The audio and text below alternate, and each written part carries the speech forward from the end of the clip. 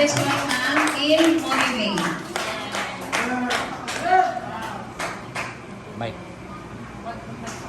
Pwede. Pero kung kaya niyo, okay lang. Isang araw, naimbitahan si Gwyneth sa FBC at siya ay nabahagi ng salita ng Diyos. Kung ating bisita si Sister Gwyneth Pastor,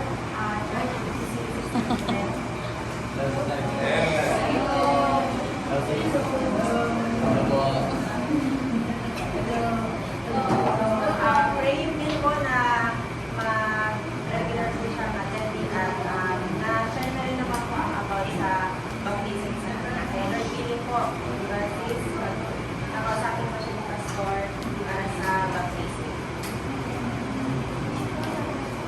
Makalipas ang 3 buwan, si Gwyneth ay nagpatuloy sa pagsisimba at nagdesisyon nito na magpapabautismo.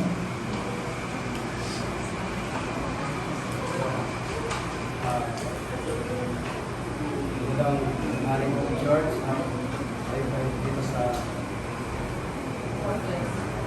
ating prayer meeting. Ito yung announce na tayo magkaroon ng family camp. Nawa ang lahat ay makasama. At ihanda natin ang ating mga camp fee natin. Encourage po ang lahat na walang maiwan. Lahat ay makasama. Dala ng encouragement sa atin. Then, sana makasama ka sa family ka. Ano? Pero papaalam ko muna po kasi kami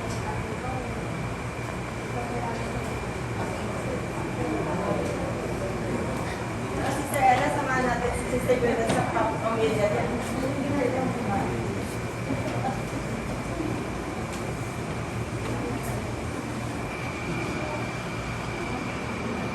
Tatay, ito po lang kapatid ko mo rin sa church.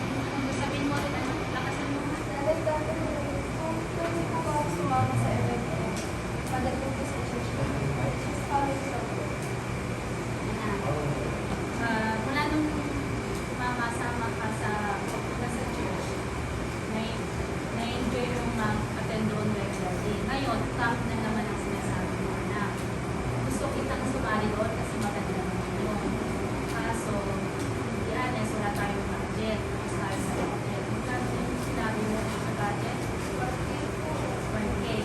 1K wala tayong budget. Pero paalam natin sa tatay mo, magawa ng paraan ng budget. tatay, wala mo po kayo. Anong pang-compare natin? Siya ka na anak kasi sa akin na ng nanay mo, wala pa tayo sa budget. Kahit na tayo ng ilaw. Hindi mo ka na lang kayo pagkalami sa kapatid mo.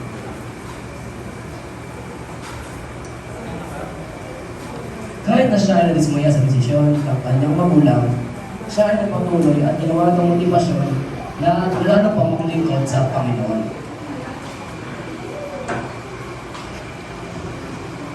Uy, Gwyneth, kamusta ka na? Okay lang. Sige. Bale, papunta tayo sa church. Pinayag na ba ng magulang mo?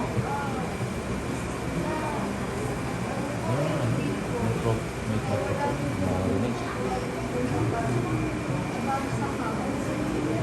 Hindi ano lang magulang ko yung tita, kailangan ko sa family camp. Pero gusto mo ba talagang sumama? Opo. Sige. Attend muna tayo, baka malay tayo. Pagpapray natin yung nang mawala ng pag-asa. God will provide. Amen. Nawa ay payagan ka ng magulang mo. Wala namang imposible sa attend muna tayo, church. Opo, thank you po.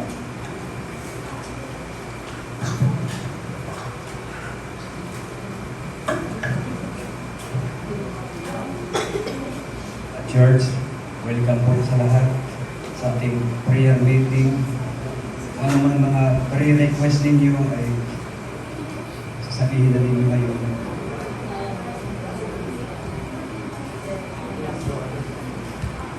Ay, totoo yan, no? Pag sinabi mo, wala talaga.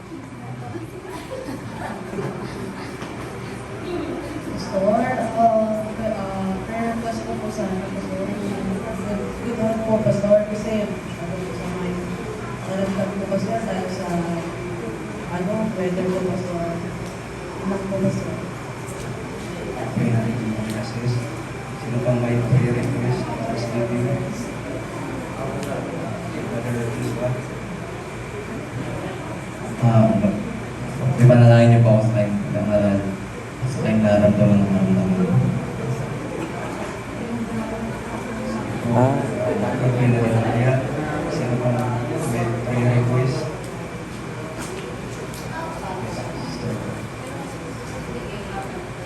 Ayun po, Pastor. At pinapray po sa financial commitment po para sa mga kailangan sa sister.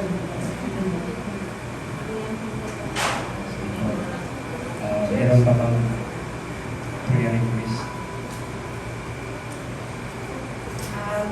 Nagpapasalamat po ako sa Panginoon dahil matutuloy na po ang ating camp this year. Saka pinag-pray ko din po na nawa ay lahat po tayo makasama dito sa camp. Di ba, Mami Joey? Amen.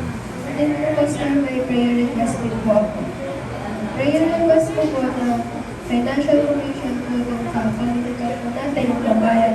Tsaka sana po kumain na rin po yung mga magulang ko na makapunta po ako sa family camp na event po natin ngayon this year.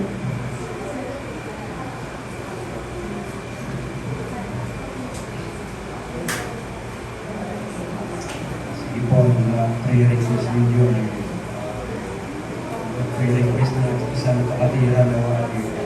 Na mayroong extra blessing kayo dyan. Sino ang kapagbigay upang kasama natin ang bago kapatiran natin sa Sister Pina para maitaling siya sa ating pamilihan. Dahil sa training ni Winner, siya din ay ginanaan na maghanap ng paraan sa pamamagitan ng pagbibenta. Amen.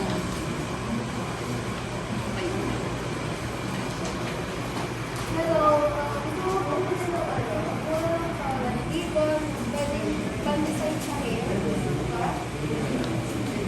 10 pesos lang po. Hello po. Bibili ko po.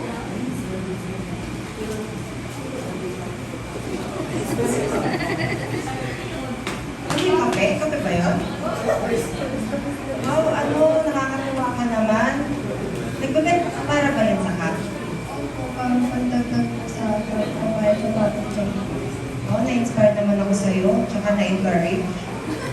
Alam mo, ako rin naman wala pa akong pagbayad talaga, parang nasa kalahati pa lang. Pero praying ako, alam mo, kung meron lang ako, pagpa-pray ko na may extra blessing ako sa Panginoon para makabigay din ako ng blessing sa'yo, makatulong.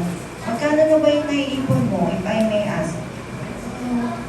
300 pa lang po. Pero po yung pagbukas nila para sa babae po. Sige, dahil nakakataba naman ang puso kasi gusto mo talaga sumama. Sige, attend ulit tayo ng church. Attend ulit tayo ng church dahil malalate na tayo. Pagpapray natin yan. At dumating na nga, na 1 linggo na lang, ay malapit na mag-family camp. Hindi pa rin nagbibigay si Pastor, ano? Pambira. Tama yan, totoo yan. Totoo yan.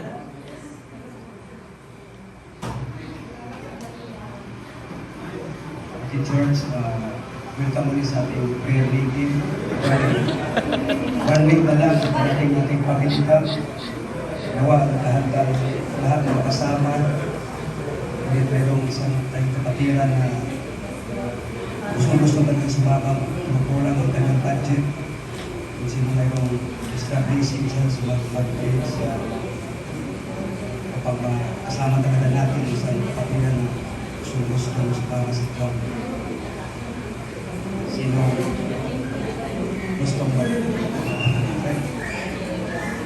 Ako po pastor, magbibigay po ako regular na muna. Wow!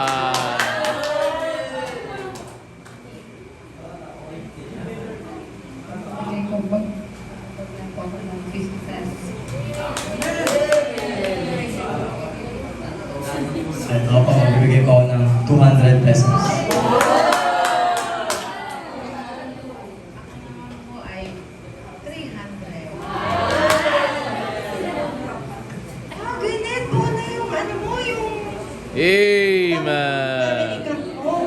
Praise the Lord! Nakakatuwa talaga ang Panginoon. Answered prayer. Ano, paalam na ulit tayo sa magulang mo. Sige po, tara na po ba? Thank you po, Church. Ginawan po ng paraan na para makasali po ako kapag magkakawa sa bahay ni Kami. Thank you po.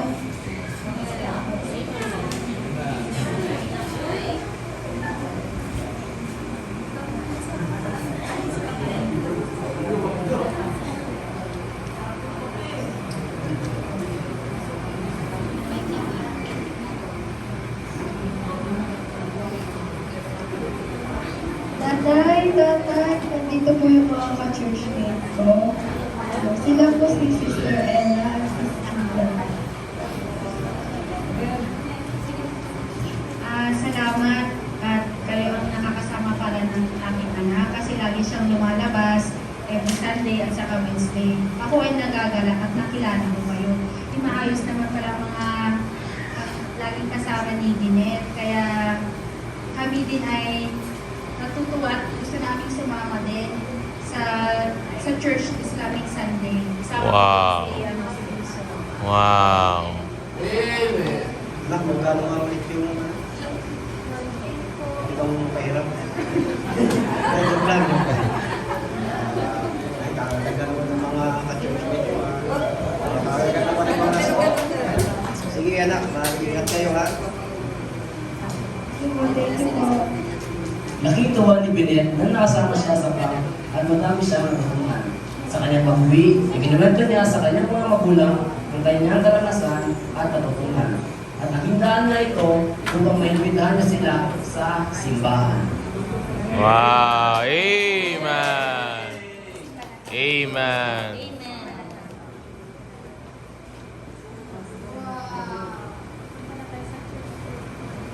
Tama yan, camper. Wala lang bihis-bihis ang camper eh.